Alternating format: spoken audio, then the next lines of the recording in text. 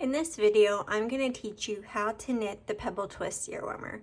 The Pebble Twist Earwarmer is made up of knit and purl stitches, and then I use a special way to sew the two ends together in the front of the earwarmer to create this fun little twist. To get started, you will need one skein of Lion Brand Woolies Thick and Quick. It is a super bulky size 6 yarn. You can also use Lion Brand Hometown, Malabrigo, Rasta. Any super bulky size 6 will work. You will need a pair of 9mm knitting needles, US size 13. You can also use circular needles. You need a pair of scissors, a tapestry needle, and some measuring tape. In this tutorial, I'm going to use Lion Brand Woolies Thick and Quick, and the color is wheat. To start, we are going to cast on 13 stitches using the long tail cast on method. To help estimate how much yarn you're going to use, this is a little trick that I like to do. I start out by giving myself a couple inches of tail. That will help with sewing in the ends at the end of the earwarmer and sewing the twist together. And it just gives you a little bit more wiggle room in case you use a little bit more than what you're thinking. So you will leave that end out, and you will wrap your yarn around your needle 13 times.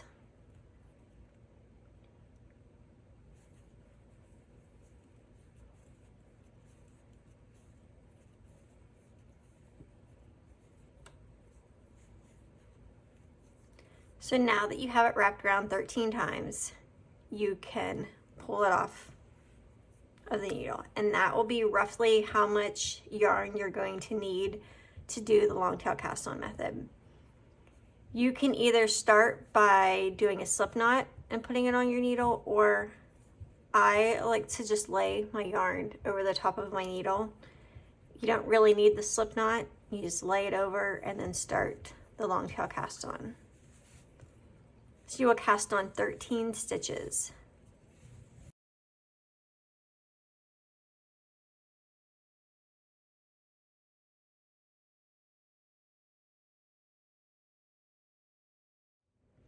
Now that you have your 13 cast on stitches done, you will turn your work and we will start the first row. The first row, the first stitch is a slip-one knitwise. So to do a slip-one knitwise, you're going to insert your needle from front to back like you're going to knit, but you don't wrap the yarn around. You are just going to slip it off of your left needle and onto your right needle. Pull that a little bit tight.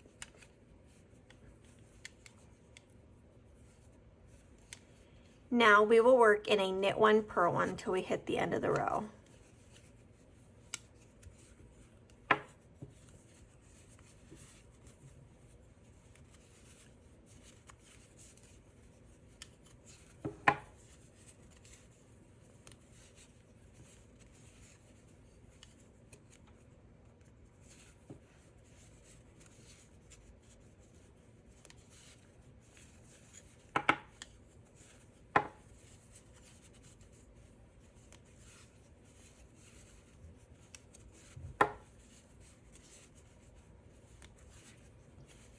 And then your last stitch will be a purl. We will now turn our work to start the second row.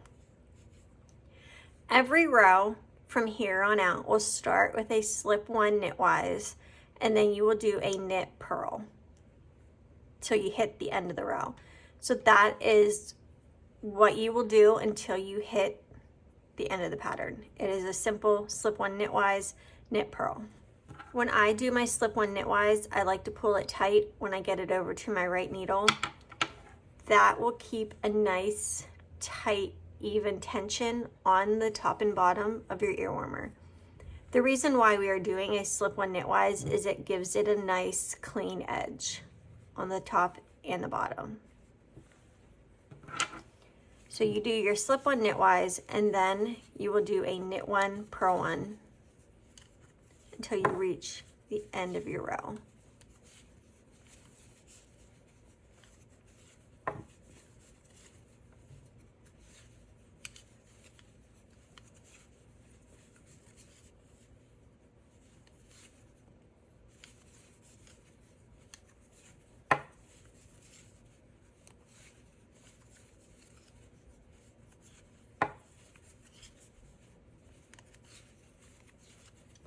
Last stitch will be a purl. I like to tighten my tail once I get a couple rows in. So from here on out, do the slip one knitwise and then the knit purl. If you are unsure of what stitch that you should be doing, all you have to do is just look at what's on your needle. So this is a purl stitch. It's always going to be a knit. You're alternating your knits and purls. That is what creates this pebble looking texture, is alternating the knit and purls. So continue to do the slip one knitwise and then the knit purl until your work reaches around 18 inches. You want to hit 18 inches, but when you stretch it, you want it to hit around 20 because it'll make the earwormer stretchy. I always like to go just a little bit tighter when I do an earwormer because of the wear. It'll stretch out. You don't want to start out with a stretched out earwormer because it'll just stretch out and not be so tight on the head. You want to give yourself enough that your earwormer will stretch and fit. So continue knitting until your work reaches 18 inches from your cast on edge. So you will measure from your cast on edge until you hit 18 inches. Now that your work has reached 18 inches from your cast on edge, you also want to make sure that when you stretch it, that your stretch reaches around 20 inches. Now we will learn how to bind off. So you will knit your first stitch and knit your second stitch. You'll take the first stitch that is on your right needle and slip it over the second stitch and off of your needle. Knit your next stitch and do the same thing. Slip the stitch over top and off of your needle. You will continue to do that until you hit your last stitch. So you always have two on, slip this one over and off, and then knit the next stitch.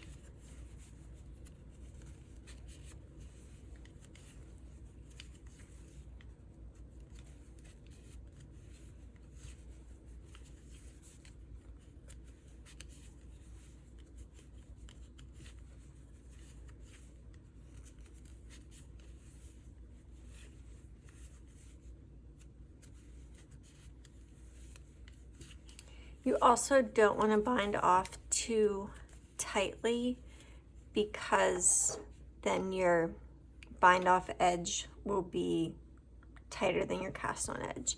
You want to try to keep them about the same tension so they line up evenly. All right, now we're at our last stitch. With your last stitch, you want to pull up a little bit on it, and you want to give yourself about 20 inches of tail, and just go through that loop and pull your tail through and make a knot.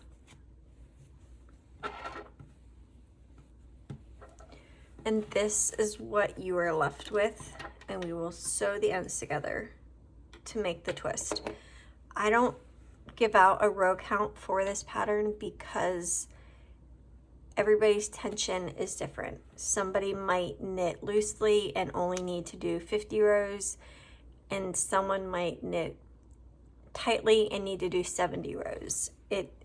As you can see, it's really stretchy, so it'll vary between every person. So as long as you hit the 18 inches and then around the 20 for the stretch, it's gonna work. So thread your tapestry needle, and you'll bring your two ends together and fold them in half like this. And then you will just kind of sandwich them together like that. Here is your bind off edge, and this is your cast on edge. So if you can see that, that is how we sandwich it together. You will go through your first stitch here, and your second, third, and fourth. You will be working through your cast on edge and your bind off edge stitches. I like to go back once or twice here on the ends just to make it nice and secure at the bottom. So when you come through, how I like to do it is I go through that stitch and I pull up, so I know that I have grabbed a hold of that stitch. I go onto my second row, pull up, third row, and fourth row. After you do this a few times, it gets a little easier and you kind of know that you're already picking up the stitches. So you will go back and forth until you reach the other end.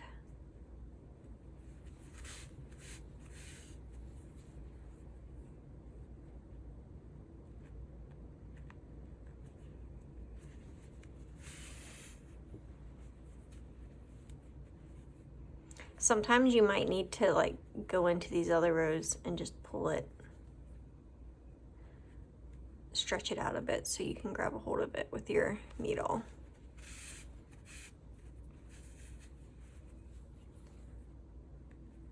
Just make sure that you're grabbing each layer as you go down through. Make sure you're hitting all 4 rows. And in the end, like I said, I like to go through a couple times just to get that end nice and secure.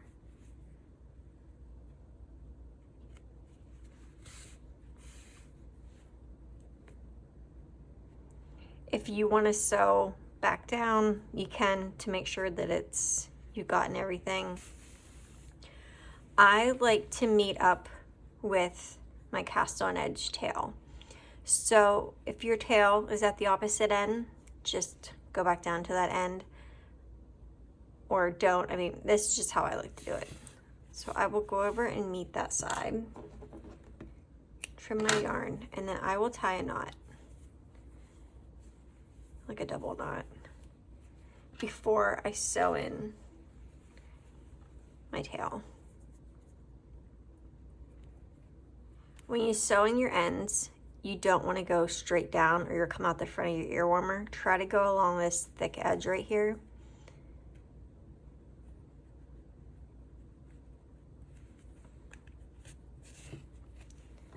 And trim your tail.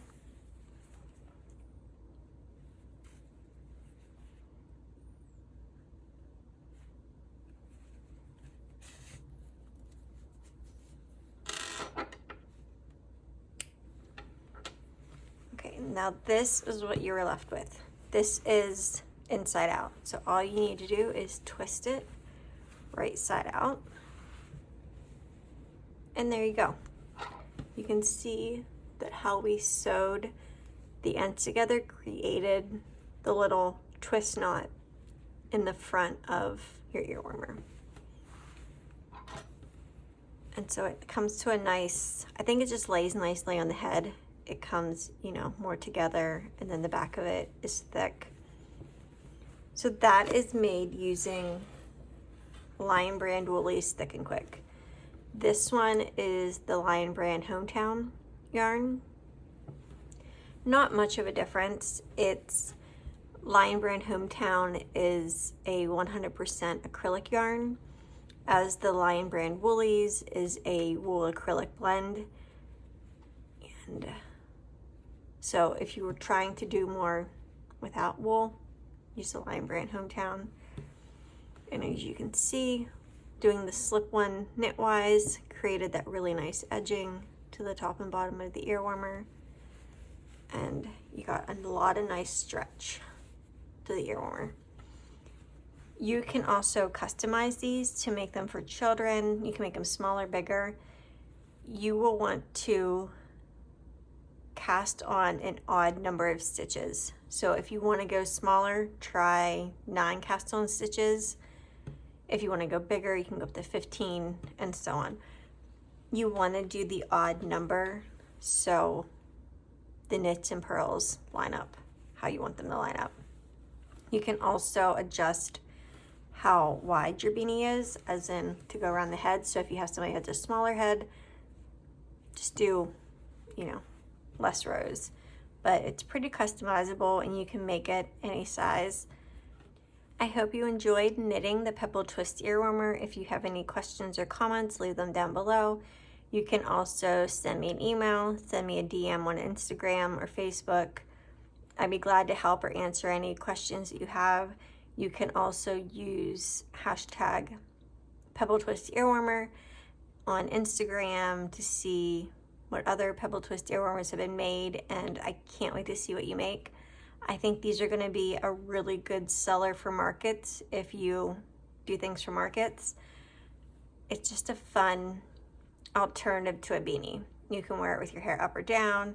You can make these in all sizes, colors, any kind of yarn that you want. It's a bulky size 6. I think it's going to work out really well. And I really hope you enjoyed it. I can't wait to see what you make.